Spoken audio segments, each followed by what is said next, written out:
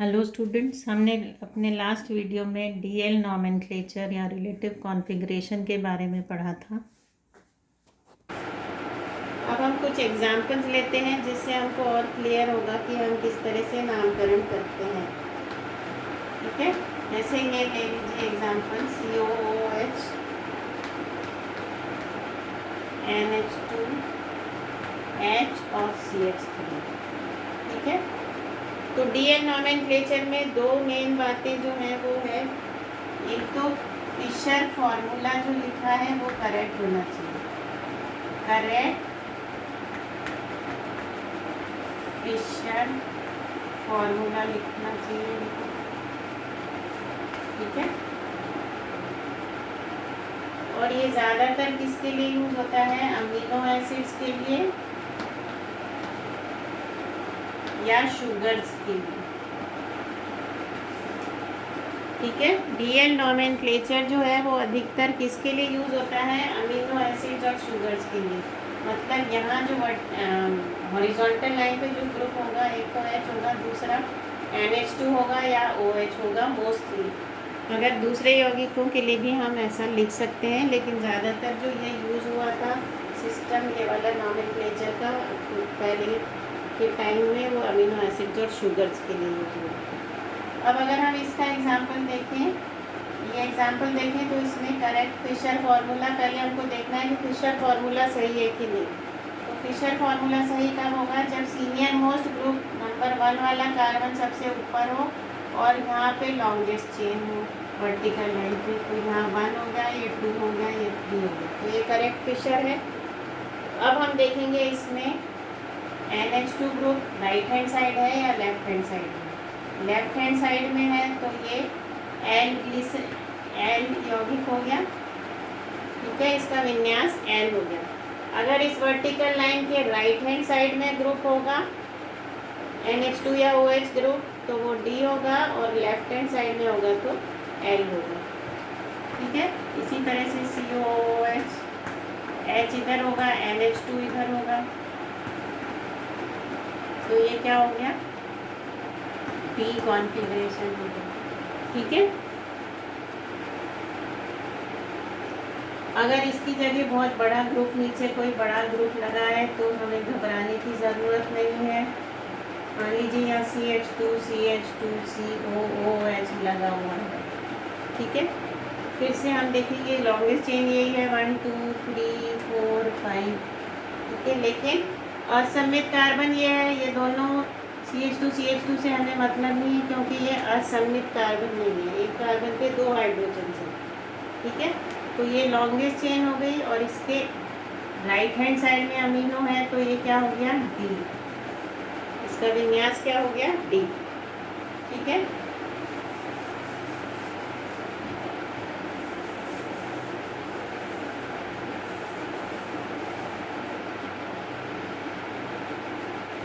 अब ये तो बात हुई जब हमारे पास एक असममित कार्बन है। अगर एक से अधिक असममित कार्बन होंगे तब हम क्या करेंगे? एक से अधिक असममित कार्बन होंगे तो एग्जाम्पल ले लीजिए, ये CHO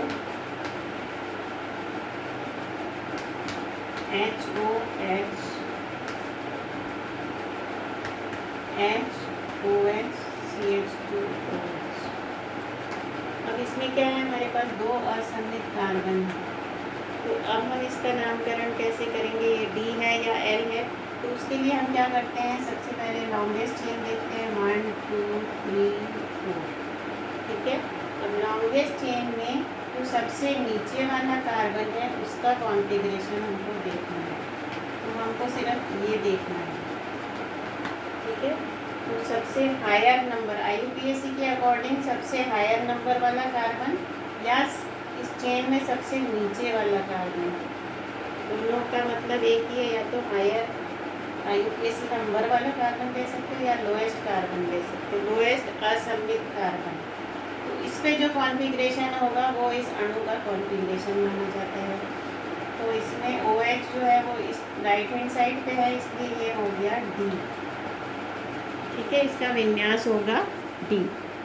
लेकिन अगर आपको कई बार नंबरिंग के हिसाब से भी कॉन्फ़िगरेशन पूछ सकते हैं। तो अगर जब तक कार्बन का नंबर नहीं दिया है तो डी कॉन्फ़िगरेशन होगा। अगर आपसे पूछा जाए 2 पे कौन सा कॉन्फ़िगरेशन है और 3 पे कौन सा है, तो हमको नंबरिंग के अकॉर्डिंग लेना है। तो 2 पे क्या है, एल है, 2 पे OH इधर है तो एल हो गया, और 3 पे डी हो गया। समझ में आया? तो जब तक आपको कार्बन का नंबर नहीं दिया जाएगा तो आपको लोएस्ट कार्बन वाला कॉन्फ़िगरेशन बताना है डी। लेकिन अगर 2 और 3 दोनों का कॉन्फ़िगरेशन पूछा है तो आप अलग अलग कार्बन का अलग अलग कॉन्फ़िगरेशन बताओगे। ठीक है, इसी तरह हम ग्लूकोज का एग्जाम्पल ले सकते हैं। ग्लूकोज का स्ट्रक्चर हम सबको पता है। सेकेंड वाले कार्बन, थर्ड वाले कार्बन पे OH इधर होता है,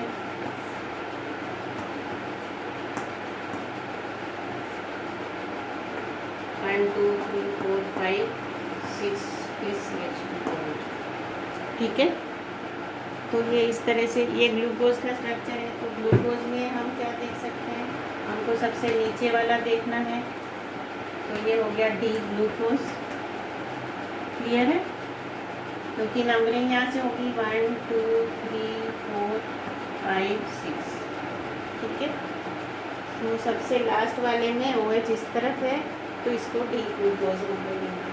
लेकिन अगर हमको वैसे इसका नाम देना है, अगर हमको हर एक कार्बन पे कॉन्फ़िगरेशन बताना है तो हम कैसे बताएंगे? सबसे पहले 2 का बताएंगे। 2 में इधर है तो 2D हो गया, 3 में इधर OH है तो 3L हो गया, 4 में उधर OH है तो 4D हो गया, और 5 में भी उधर है तो 5D होगा। तो हम पूरे मॉलिक्यूल का जो नाम देंगे वो कैसे देंगे? पहले इन सब का कॉन्फ़िगरेशन बताते हैं, उसके बाद इसका IUPAC नाम लिखते हैं। तो इस ग्लूकोज का IUPAC में नाम क्या होगा? 2D 3L 4D 5D, फिर 2 3 4 5 और 6। तीनों पे हाइड्रोक्सी ग्रुप्स लगे हुए हैं इन सब पे। तो पेंटा हाइड्रोक्सी, ये इसका नाम होगा, पेंटा हाइड्रोक्सी हेक्सेन।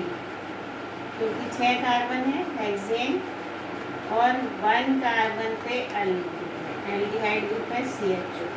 तो ये इसका IUPAC नाम होगा। ठीक है, तो अगर हमको ग्लूकोज का कॉन्फ़िगरेशन बताना है तो हम सिंपल लास्ट वाले कार्बन का देखेंगे। इसमें कार्बन OH ग्रुप इधर है तो ये डी ग्लूकोज होगा, OH इधर होता तो ये एल ग्लूकोज होगा। अगर हमको हर एक कार्बन का कॉन्फ़िगरेशन बताना है तो हम इस तरह से लिखते हैं, और IUPAC नाम उसके साथ पूरा IUPAC नाम हमको लिखना पड़ता है। तो जब भी कॉन्फ़िगरेशन अगर हम सारे कार्बन का बताते हैं तो उसके साथ में बाद में हमको उसका IUPAC नाम लिखना पड़ता है। क्लियर है? अब एक एग्जाम्पल, 2 एग्जाम्पल हम और लेते हैं।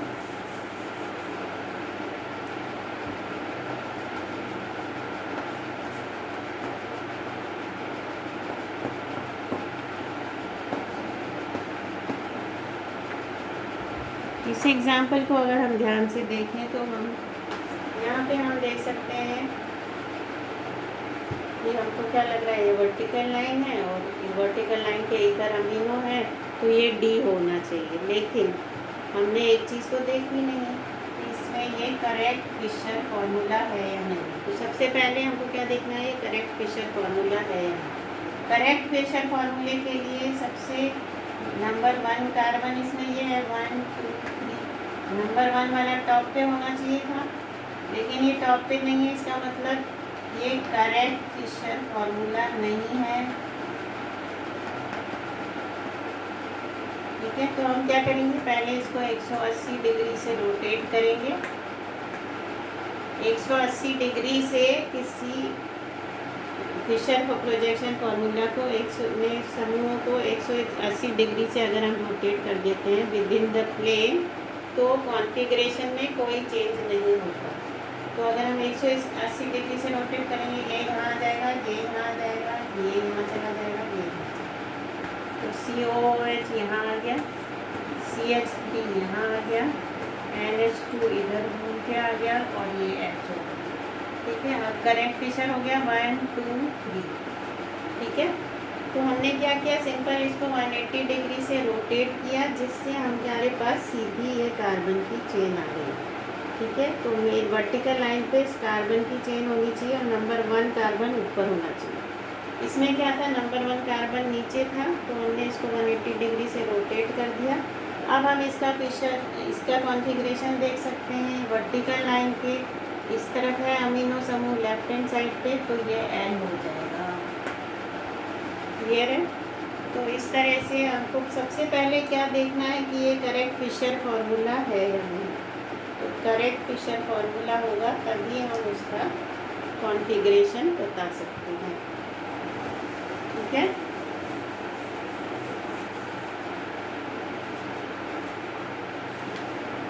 अब मान लीजिए हमारे पास ये एग्जांपल है C2H5 CH3H।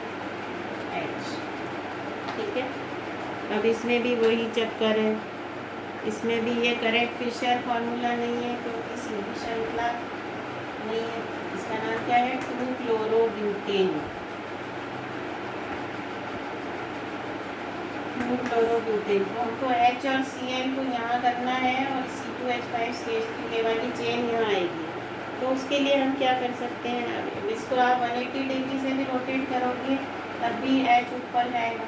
तो इसमें हम क्या कर सकते हैं, सेम कॉन्फ़िगरेशन वाला फिशर फार्मूला अगर हमको बनाना है तो हमारे पास एक और तरीका है। 180 डिग्री से रोटेट करने के अलावा एक और मेथड है जिसमें हम कोई भी दो ग्रुप्स को 2 बार इंटरचेंज करेंगे। ठीक है, कोई भी दो समूह को 2 बार इंटरचेंज करने पर उसका विन्यास समान रहता है। तो हम CH3 को यहाँ ले जाएं और C2H5 को यहाँ ले जाएं, एक बार इंटरचेंज, 1 इंटरचेंज। ठीक है, तो क्या होगा, CH3 यहाँ आ गया, Cl यहाँ आ गया, H यहाँ आ गया और C2H5 यहाँ आ गया। ठीक है, अब हमको क्या करना है, हमको C2H5 को यहाँ लाना है, तभी ये सीधी चेन यहाँ आ जाएगी। ठीक है, हमको लॉन्गेस्ट चेन को वर्टिकल लाइन पे लाना है, तो हम क्या करेंगे, एक बार और इंटरचेंज करेंगे। 2 बार 2 समूह को इंटरचेंज करने से विन्यास सेम रहता है, कोई फर्क नहीं पड़ता विन्यास। तो एक बार और हम इंटरचेंज कर सकते हैं। तो ये तो था फर्स्ट इंटरचेंज, ये हो गया सेकेंड इंटरचेंज। ठीक है, तो सेकेंड इंटरचेंज में हम क्या करेंगे, इस C2H5 को हम यहाँ ले आएंगे, H को यहाँ ले जाएंगे। ठीक है, तो ये हो गया CH3, Cl यहाँ आ गया, H यहाँ आ गया, C2H5। अब ये हमारा करेक्ट फिशर फार्मूला बन गया। ठीक है, करेक्ट कैसे हुआ ये, क्योंकि ये नंबर 1 कार्बन हो गया, 2 हो गया, 3 हो गया। ठीक है, और H और Cl समूह इधर हो गए। तो इस तरह से हमने यहाँ पे हमारे पास करेक्ट फिशर फार्मूला नहीं था क्योंकि ये सीधी श्रृंखला जो मेन चेन है वो वर्टिकल लाइन पे नहीं थी। तो हमने 2 बार 2 समूह को इंटरचेंज किया क्योंकि ऐसा करने से विन्यास में कोई परिवर्तन नहीं होता। तो इन दोनों को हमने इंटरचेंज किया, फिर हमने इन दोनों को इंटरचेंज किया, तो हमारे पास करेक्ट फिशर आ गया। अब हम इसका कॉन्फ़िगरेशन देख सकते हैं, ये स्ट्रेट चेन हो गई, H और Cl समूह है, तो Cl इधर है, हमको दूसरा H के अलावा दूसरा ग्रुप देखना है, तो Cl इधर है, तो इसका कॉन्फ़िगरेशन क्या हो जाएगा, L हो जाएगा, क्योंकि Cl जो है वो वर्टिकल लाइन के इधर लेफ्ट हैंड साइड पे है। ठीक है, तो DL कॉन्फ़िगरेशन या DL नॉमेनक्लेचर आपको समझ आ गया। ये क्या है, एक तरह का ऐसा विन्यास है जो हम ग्लिसरैल्डिहाइड को स्टैंडर्ड मानते हुए बाकी सभी यौगिकों का नामकरण करते हैं या उनका विन्यास बताते हैं। तो जो भी यौगिक जिसमें OH समूह हो या NH2 हो या Cl, जो भी समूह राइट हैंड साइड पे होगा वो D वाला कॉन्फ़िगरेशन कहलाएगा, और जिसमें लेफ्ट हैंड साइड पे होगा वो एल वाला कॉन्फ़िगरेशन कहलाएगा। लेकिन डी या एल